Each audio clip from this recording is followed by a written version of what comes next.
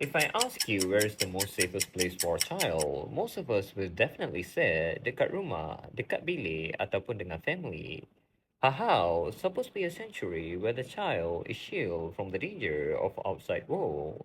But unfortunately, for 9-year-old girl named Nur Aina Nabiha, her own home were the place that she took her whole last breath. Rumah dia adalah tempat yang di mana dia hembuskan nafas terakhir. On 31 January 2018, Lukut Poriksen Negeri Sembilan. It was supposed to be an ordinary night. Nur Aina had just returned home after attending her religious classes.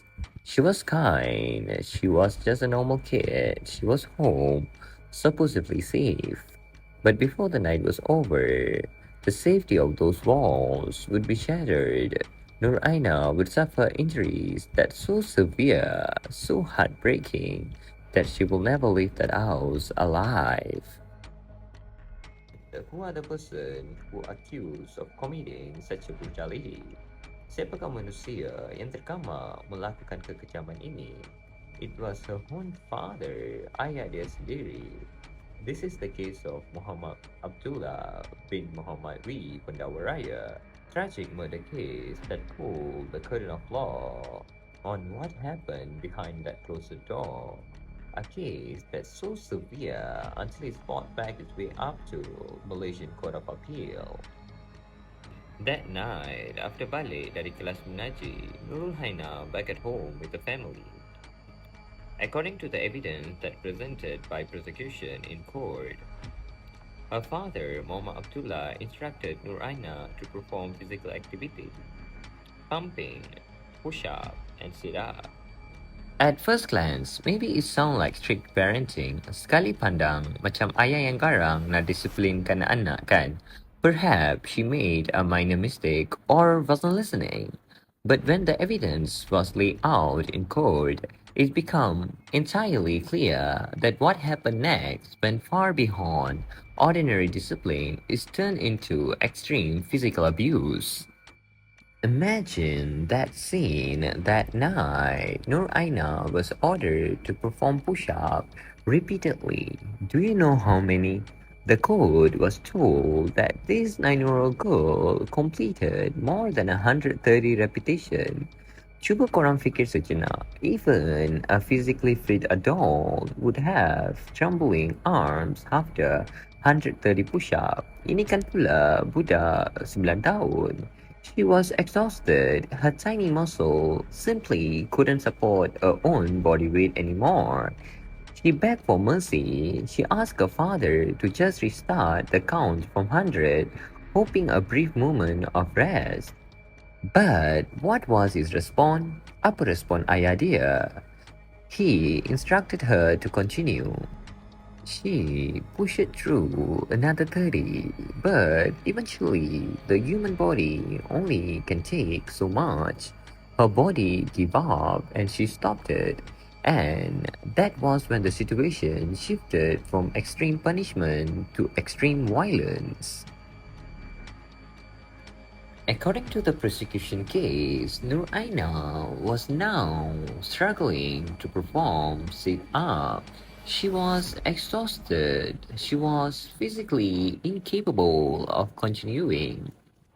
But her father's reaction was not to tell her to rest. Instead, he stepped it on her abdomen. She could not get back up, but the violence allegedly did not stop there. She was kicked, she was struck repeatedly. At one point, the force of the kick is so severe that terrified, battered child urinated on the living carpet. Menahan kesemua kesakitan ini, Nur Aina masih sedar. She was still conscious, still trying to move, still trying to find a way to escape kemarahan, the fury of her father. But her father kept asking her to get up, even though her body is so weak until she cannot control it. Ayah dia akan menendang dia repeatedly, asking her to get up, but she really cannot move an inch. While these exact words are a recreation of the atmosphere, what the court here in official testimony was the hovering account of what happened next. Her father grabbed at her arms and legs. He lifted this small 9-year-old girl into chest level and threw her into a baby mattresses on the floor. Then he elegantly pulled both her ears upward and stuck her head against the floor. Desperate, Nur Aina tried to walk through the bathroom. She was seeking refuge, but as she walked it away, she was kicked from behind. She fell heavily near the refrigerator, yet incredibly, she tried to keep moving.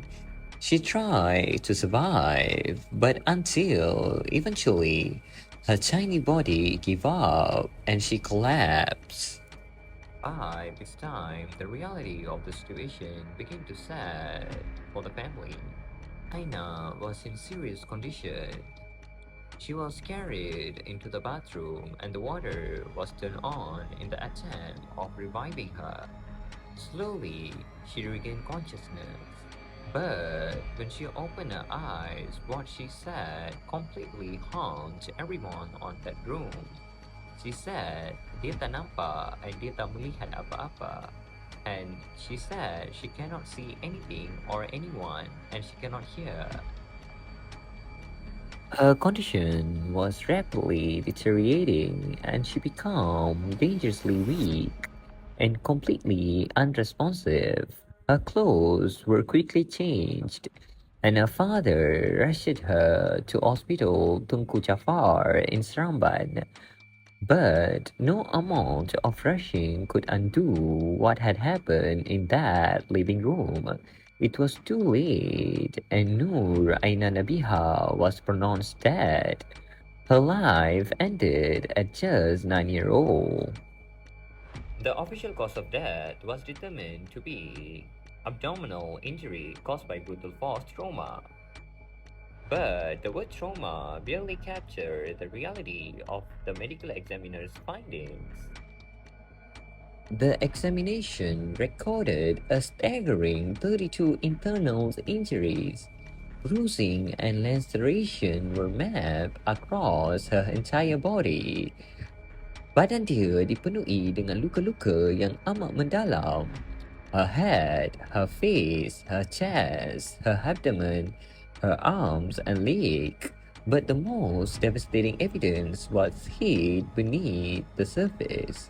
Several of her ribs were fractured. There was bleeding inside of her head. Her intestines were damaged. There were severe catastrophic injuries on her liver, her pancreas, and her spinal. There was bleeding around her kidneys and inside her abdominal cavities. Examiner found more than 30 milliliters of blood. To be put into perspective, an average 9-year-old girl only have 2 liters of blood in their entire body. This is not a tragic accident. This is not a child collapsing from a tough workout. The medical examination find out one undeniable fact. Nur Aina Nabiha was beaten to death. The question before the court was, did they prove beyond a reasonable doubt that her father did it? The trial began at Seremban High Court. The prosecution worked meticulously, calling 19 witnesses to stand. They presented everything from the horrifying forensic report to the dark reality of what happened inside that house that night. To prevent the event in that living room, prosecution heavily relied on a child witnesses who was present at the scene. Pihak pendakwa raya bergantung kepada seorang saksi kanak-kanak. The defense, trying to challenge the case, they questioned the reliability of evidence. Mereka persoalkan, boleh percaya ke ingatan budak kecil tentang malam yang trauma macam tu? Can a child memory of such a traumatic night hold up in court? The defense also raised an alibi for accused, arguing that even if he was found guilty, he should not fall under Section 302 for murder rather than a lesser charge. But the court looked at the totality of the evidence. The testimony of a child witness was solid, and most importantly, it perfectly mirrored the scientific forensic report. The injuries matched the story exactly. On 22 August 2023, the High Court delivered its verdict. Muhammad Abdullah was found guilty of murder and sentenced to death, but he wasn't satisfied. He appealed. The case moved into the Court of Appeal. However, after thoroughly reviewing all the evidence, the defense argument and alibi were completely rejected. Mahkamah Rayuan mengekalkan keputusannya. The convicted stood and the death sentences was maintained. In the world of true crime, the hardest question wasn't about what happened, rather than how it could happen. Nur Aina, just 9 year old, baru balik dari kelas mengaji. When she stepped using the main door, she thought she would be safe, she would be loved, she would be cared from the cruelty of outside world. Instead, the cruelty was waiting inside her living room. This was eventually served by Malaysian legal system, grounded by meticulous medical evidence and investigations. But walaupun hukuman seberat mana yang dijatuhkan, it cannot bring back our little Nuraina back to us. Budak kecil yang menangis hanya untuk nak berhenti membuat kambing. This is the case of Muhammad Abdullah bin Muhammad B. Pendawaraya. And this is Evolved Zone. If you really appreciate true crime cases told by with real court facts and verified evidence, please subscribe and like this video. Because sometimes the truth isn't hidden behind the shadows.